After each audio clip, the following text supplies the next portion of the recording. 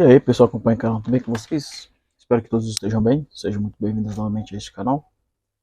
É só gentileza que você se inscreva, deixe seu like, compartilhe com seus amigos e familiares. Peço para que eles também possam fazer o mesmo. Conto com a ajuda de todos vocês para estar aumentando a visibilidade e engajamento do canal. No vídeo de hoje vamos estar trabalhando com esse celular aqui, celular da Apple. Trata-se de um iPhone 11. Ele está com o seguinte problema, podemos ver que a tela está quebrada. Vamos aqui fazer a substituição dessa tela. Temos aqui a tela nova, iPhone 11 Pro.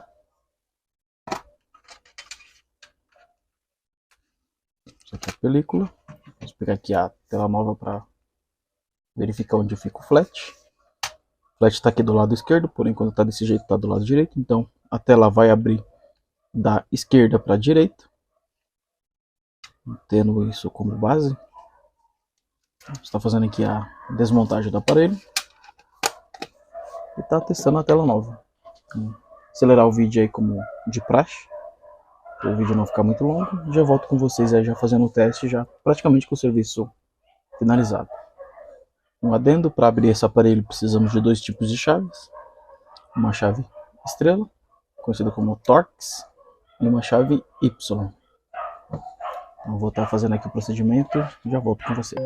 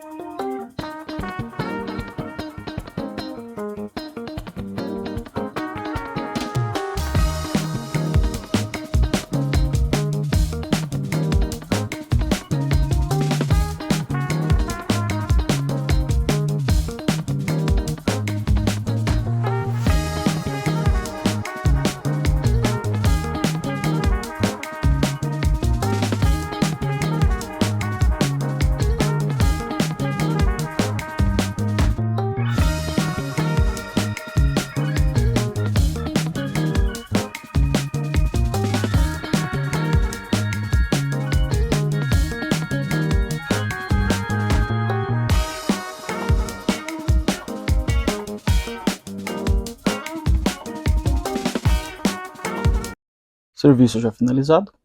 Podemos ver aqui funcionando perfeitamente. Agora é só colocar aqui a película de brinde pro cliente e ver a felicidade do cliente de ter o aparelho já consertado. Espero que vocês tenham gostado aí do vídeo. Não se esqueça de se inscrever, deixar o like, compartilhar com os amigos e familiares. Agradeço de coração a todos que estão apoiando o canal até o presente momento. Deus abençoe a todos que assistiram o vídeo até o final. E até o próximo vídeo, pessoal. Tchau, tchau. Aquele forte abraço.